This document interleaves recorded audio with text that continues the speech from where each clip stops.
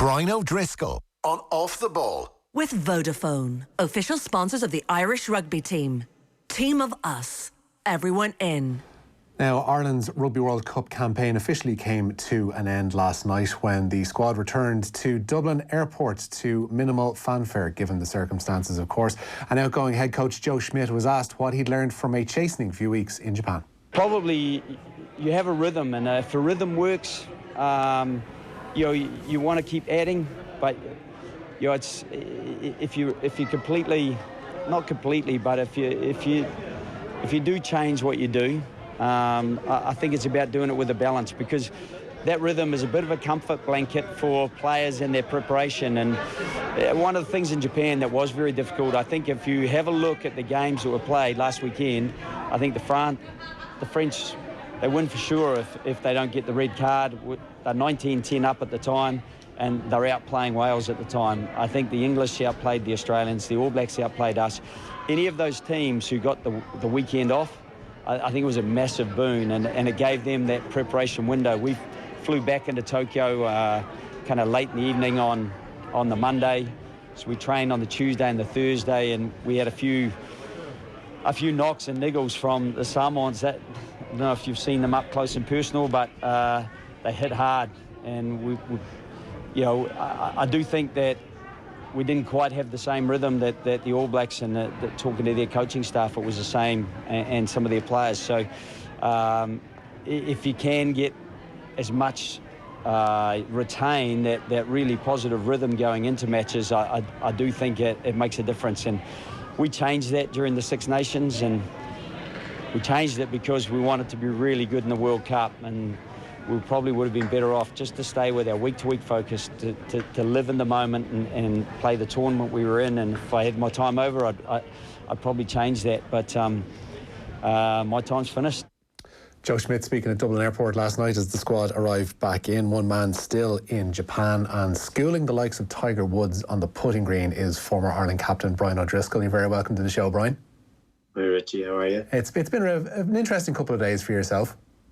Yeah, it has. Yeah, obviously the disappointment of the weekend and seeing the Irish boys head home, and I suppose myself and Paul O'Connell are out here working with ITV, and both of us are sort of looking at one another, going, what are we going to be doing for the next fortnight? Whatever about having one of us, but two of us out here. Obviously, ITV had expected that there was going to be an Irish team in a semi-final, and they double loaded, but now we'll still end up doing probably some pitch side stuff, talking about England and New Zealand for me, and Wales and South Africa for Paul. And not exactly where you wanted to be, but sure, I guess you'll take it on about a couple of weeks' work. I'm interested to see what the outside opinion is, because obviously you've got kind of a League of Nations working with you there with ITV over in Japan. What did the others involved in your setup over there make of Ireland's exit?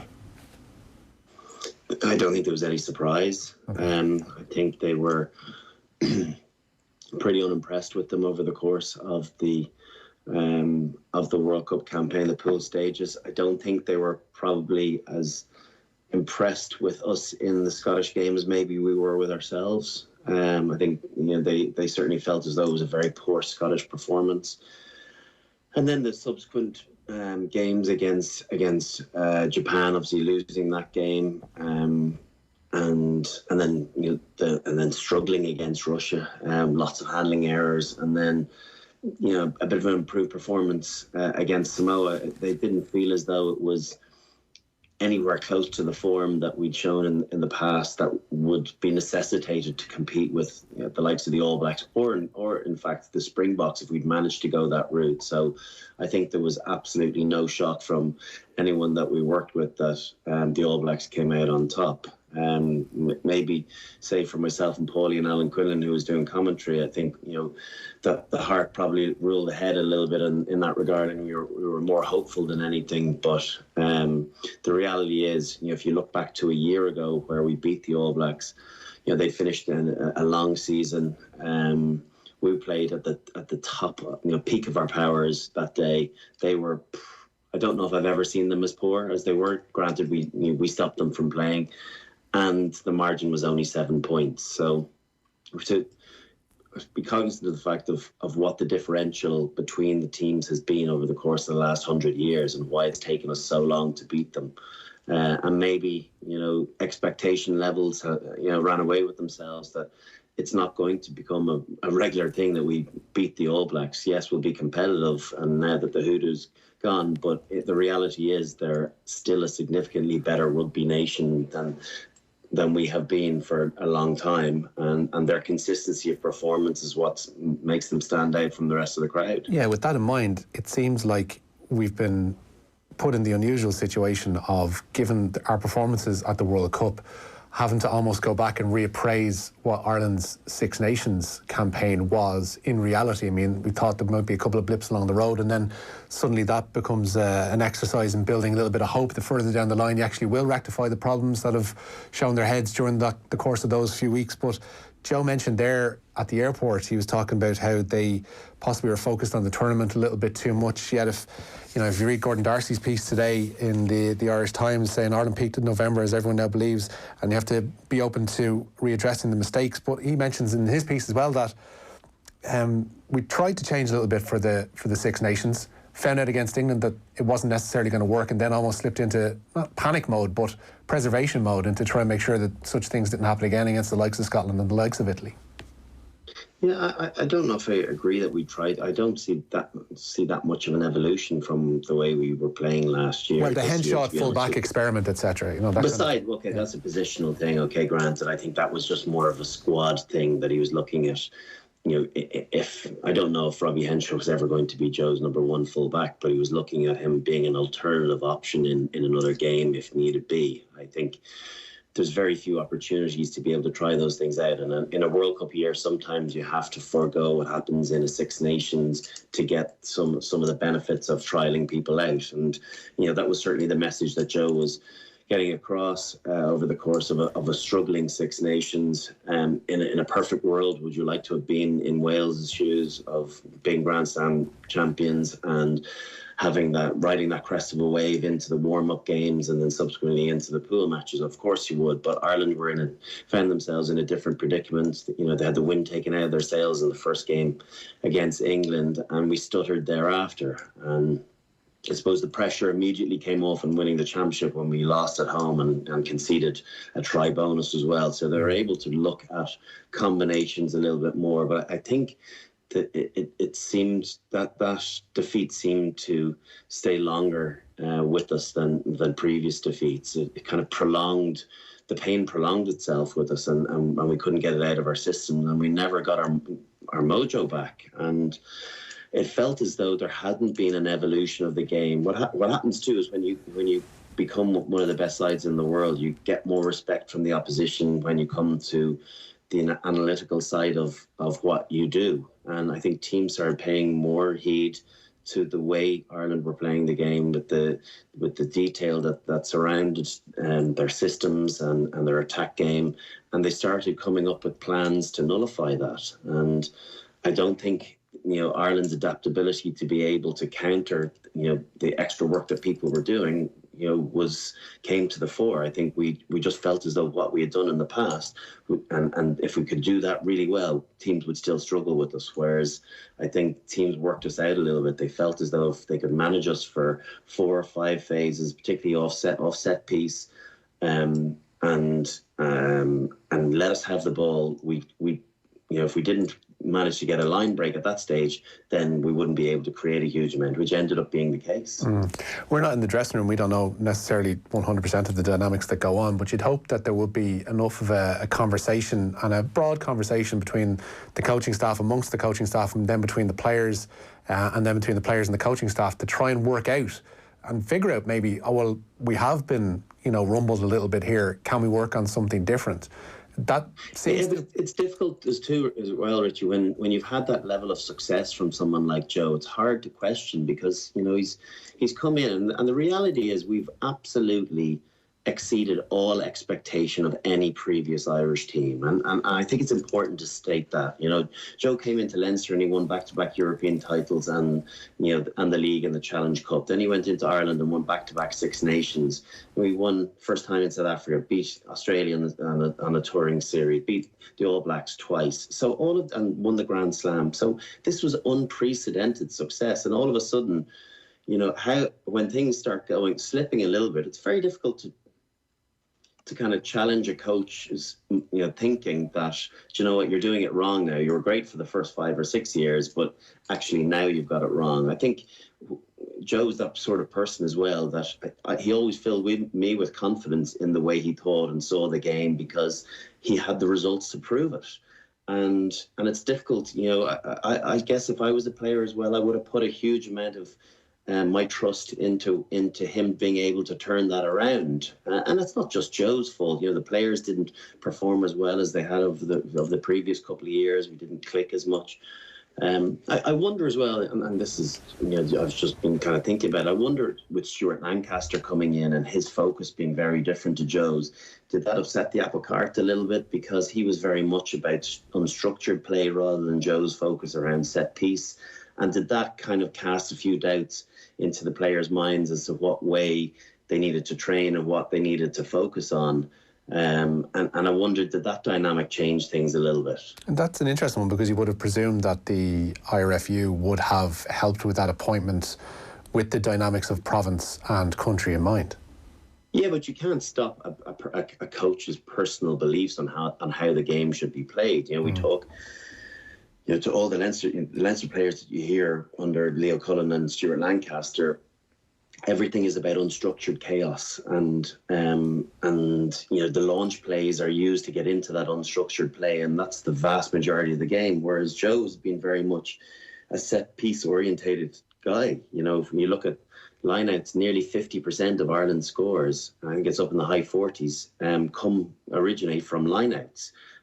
Whereas you look conversely at someone like the All Blacks, I think they score almost 40% of their tries from turnover ball. So, you know, teams were able to identify that was our source of success. So how do you do it? Well, you nullify it by stopping you at source, at set piece, and then, you know, with these power plays where there was going to be a strike play within 4 or 5 phases, well, if you just leave the ruck, leave it alone, don't try and go after the ball, let Ireland have it, and then when that strike play comes and you're able to, you know, chop that person down or put them to ground, well, then maybe you can start going after ruck ball, because Ireland start running out of ideas a little bit more. They're not as effective off broken field plays. So it's just a dynamic that I've kind of, you know, been thinking about over the last, you know, couple of days as to where it might have all gone wrong. And that's just maybe, you know, an opinion piece. I don't necessarily think that is true, but I just wonder, is there something in it that,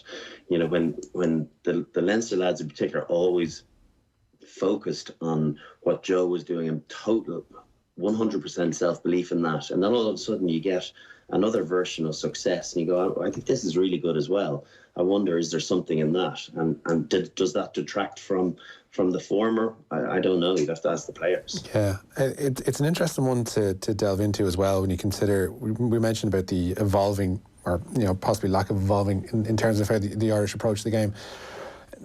Gordon as well in his piece today makes this, you know, it's whataboutery on a certain scale, but he talks about Joey Carberry leaving Leinster obviously to find game time at number 10 down at Munster, but he imagines a situation where Joey stays and settles within the Leinster setup and manages to have this, again, dynamic whereby him and Johnny are able to play in the same side and offer a little bit of something different, almost in the same way that we saw Bob Barrett reverting to full-back and bringing a new bit of something to the back line in terms of what the All Blacks have had in this World Cup.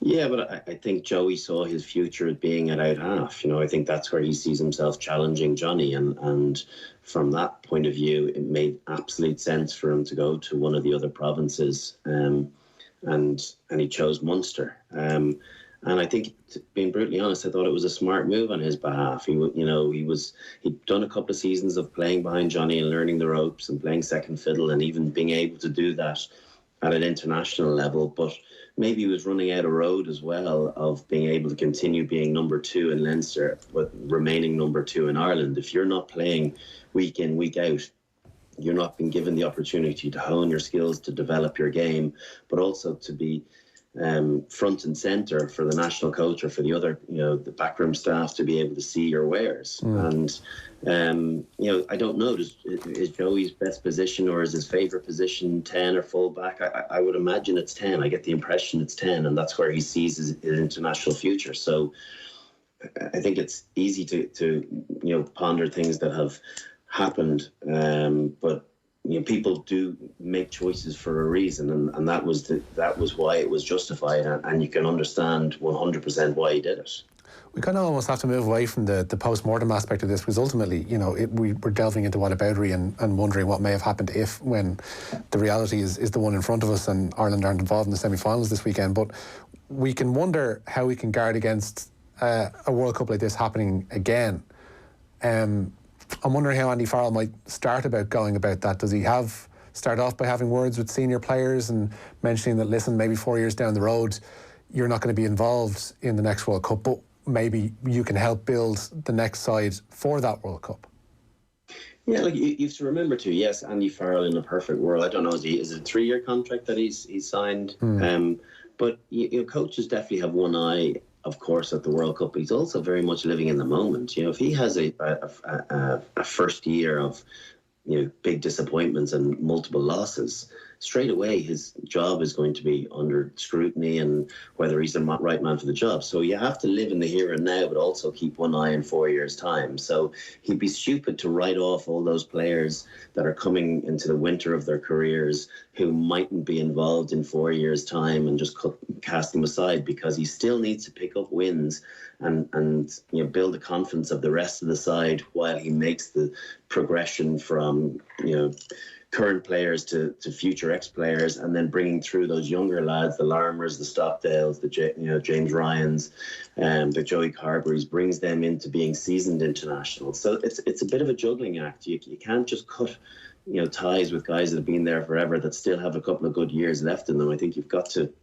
have an integration process, and I'm sure he will do that. He's a smart enough coach to realise he's still going to need key players and key leaders as well, because leadership's not just about experience, but it's also about what you can hand down to those younger players the more time you spend with them in camp and at training sessions and obviously in games. So he needs to impart that, or have them impart their knowledge as well, for them to be able to take it on for the rest of their time in the green jersey. Yeah, absolutely. But one role that's certainly up for grabs is that of captain, given Rory Best's retirement. One name that's been mentioned a lot, took me a little bit by surprise, I guess, given his age profile, but James Ryan has been spoken about in terms of captaincy. Would you see it as being too soon for him, or given the fact that I think you picked up that role at the same age as James is now, do you think he's absolutely ready?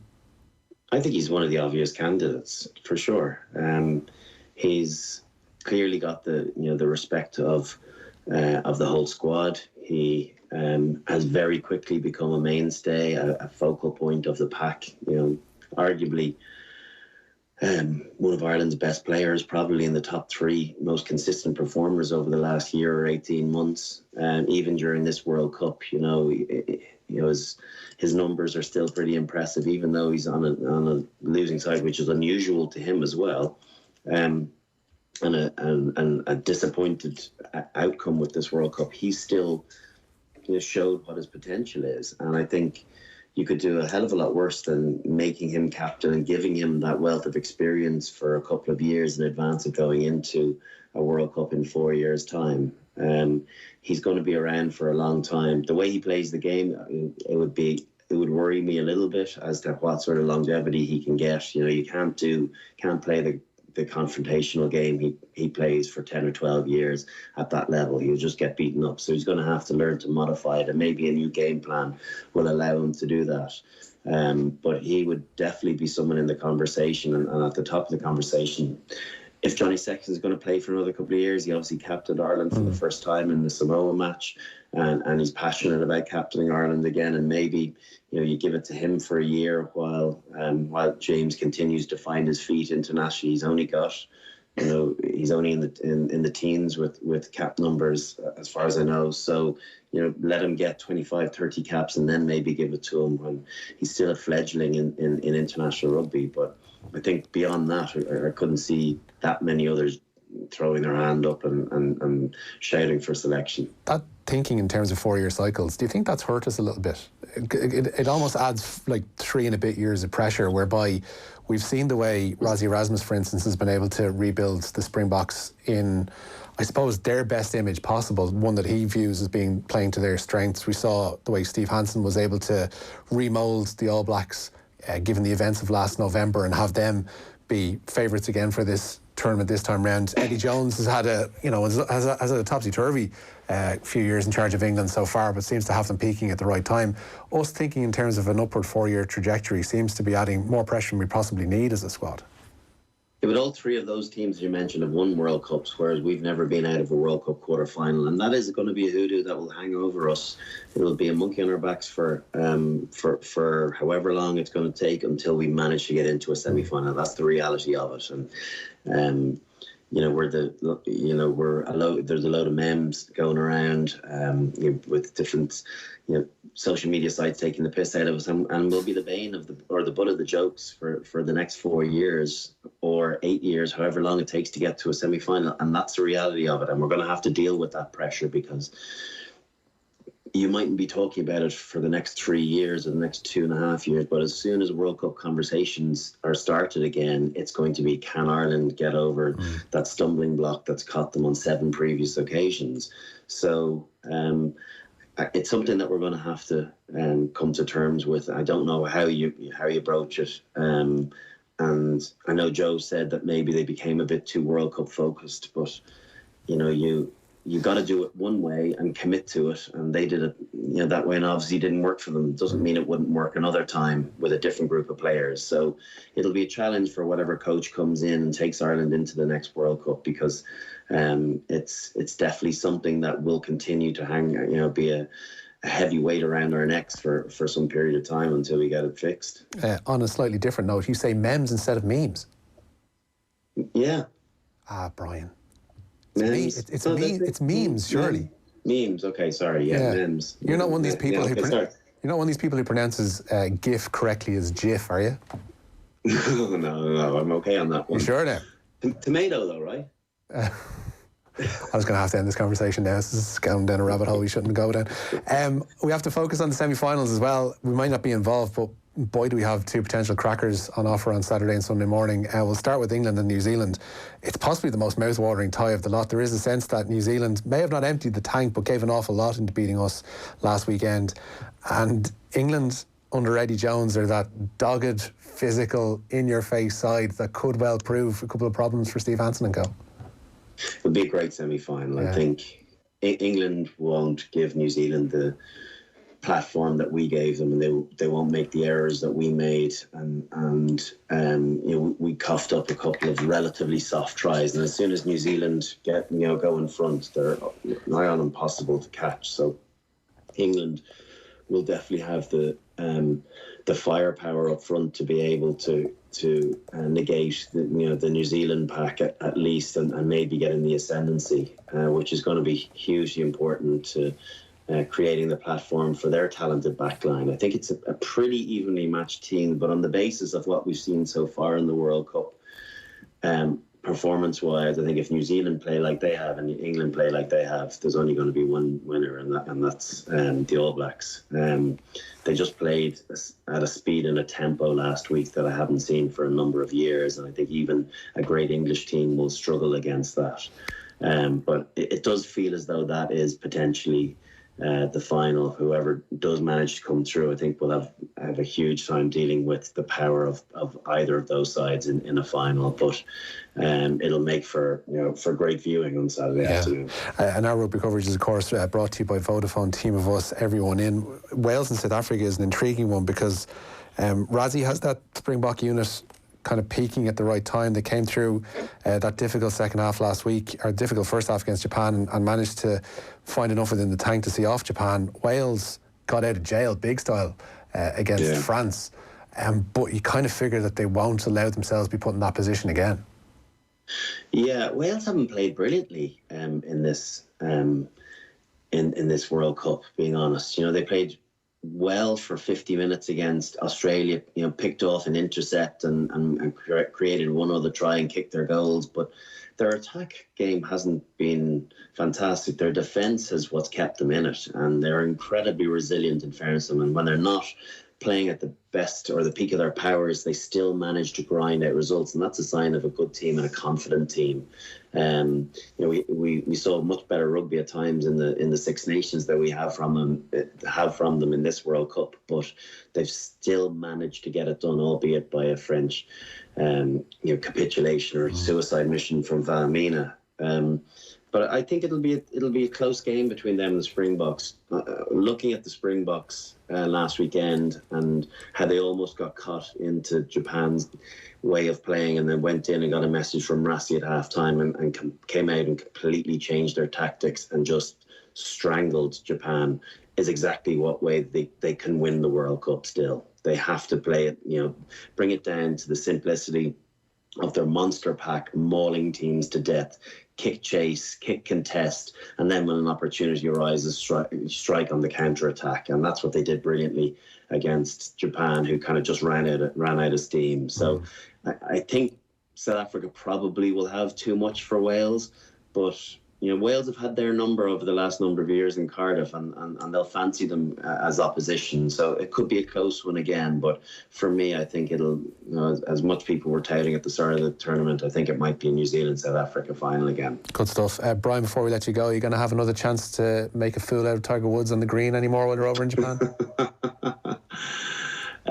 No, that was very much a one-time thing. So, no, it was such a brilliant day to be able to go and play a hole of golf with Tiger and Rory and partner them, and then to be able to knock in a half decent putt, having been given a pretty good read by Rory McIlroy. I was just glad it hit the middle of the hole. It was going at about 60 miles an hour, and he would have had a 15-footer back if it had missed the hole. But no, and then to get someone like Tiger Woods give me a high five, having respected a 25-footer, I'll take that. I know you're used to pressure situations, but there's got to be an element of the club rattling in your hand when you see those eyes beating down on you. On the tee shot, there was. I was really nervous for my tee shot, and your kind of nerves are surging through your whole body and just wanting to make contact. The two of the boys that had gone before me, George Gregan probably did me a massive favour because he did a huge duck hook, and it almost went into the car park, so I probably relaxed a little bit, knowing that I was hopeful it wasn't going to be as bad as that. And I hit my tee shot pretty well, and a bit of adrenaline probably got an extra 15 yards out of my 8-iron.